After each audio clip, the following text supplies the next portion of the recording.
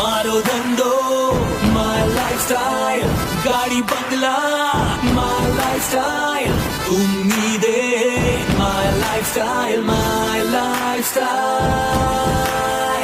मिल गया है रास्ता और बुलंदी छूने का, मिल गया है रास्ता हर बुलंदी छूने का, अपनी ही शर्तों पे जिंदगी जीने का। आने दो तूफान को अब यारों कैसा डर, आने दो तूफान को अब यारों कैसा डर, खुशियों की बहारें बरसेंगी बनेगा अपना घर।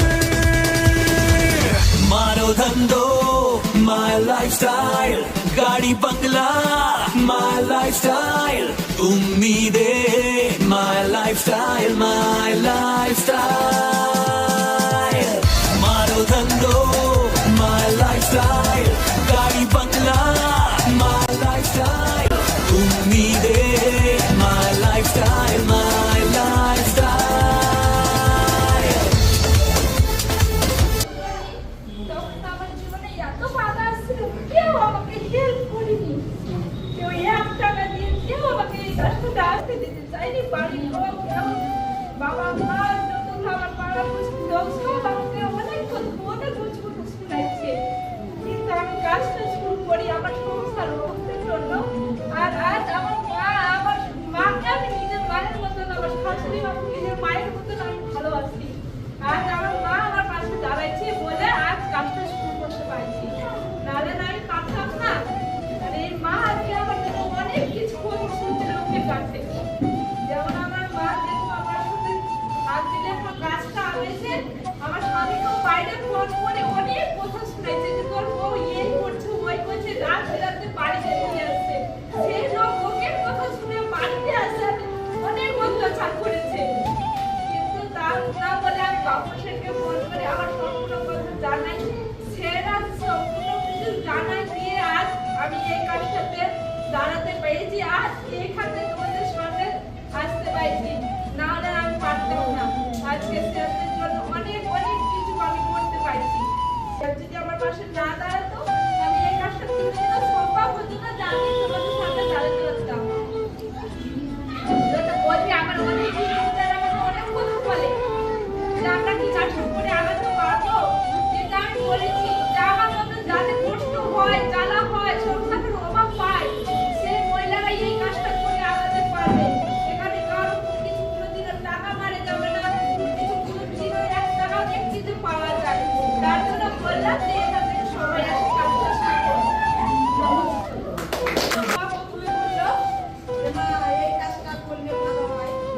ছেলে করতে দিবে না, ছেলে বাধা দেয়, আর আমি বৌমাকে সাপোর্ট দেই, যা তুই বের হয়ে যা, যা তো কি হয় দেখা যাবে। ছেলে এসে বৌমাকে গাল দেয়, আমি ছেলেকে একদম সুস্থভাবে কথা বলি। সবই তো শেষ, বাবা এই কাজটা একটু করুন, যদি হয় জীবনে কোনোদিন দাঁড়াতে হয়, তার জন্য আমি বৌমাকে কাজটাকে ছেড়ে দিই। লোকের কথা আমি শুনিনি, তাই বৌমা এতগুলো লোকের সামনে দাঁড়াতে পারছে।